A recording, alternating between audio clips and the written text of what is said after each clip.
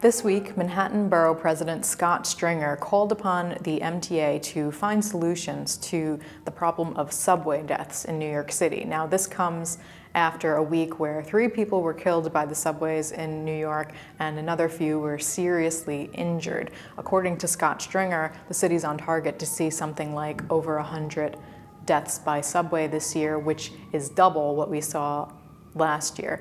And Scott Stringer was quoted as saying, "We've asked the MTA to study the feasibility of real-world solutions like platform barriers and safety doors."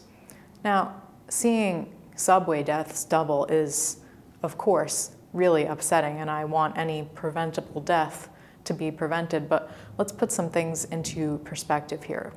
First of all, it's really easy to not die while waiting for a train, and one way to avoid this is to not stand near the big gaping hole with the tracks and the speeding trains. And I've been guilty of doing this before when the platform is really crowded, but the MTA makes it really easy for you to not do this by having painted a big slab of the platform yellow and repeatedly making announcements to stay behind the yellow line. And do not stand at the platform edge looking for the next train.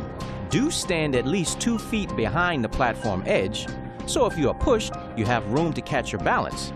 Ignore them at your own risk, basically. Now, this doesn't mean that we should just shrug our shoulders at the subway deaths issue, but before we go installing expensive barriers and platform screens and things, I think that we should take a closer look at the actual issue. If you start scanning some of the headlines about these subway deaths, you'll see a lot of similar wording, things like so-and-so pushes another person in front of a train, or so-and-so jumps on the tracks. This is a lot more than a design problem. This is a human problem.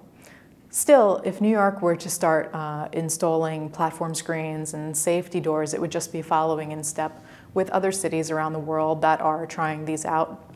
Paris has started to install them in some of its stations, and Seoul is another city that has technology like this. But if we were to do this in New York City, it would inevitably raise the fares for commuters and raise the taxes for people living here. And while that's all part of the fun of living in a city like New York, and while platform doors may eventually become an inevitability as our MTA continues to retrofit and reconstruct and upgrade our aging subway infrastructure, I think that right now, if our taxes are going to go up, our money would be much better spent on things like mental health care or funding for programs like rehabilitation programs for former prisoners than it would be on expensive technology that will take a really long time to install and will do precious little to conquer a much, much bigger problem.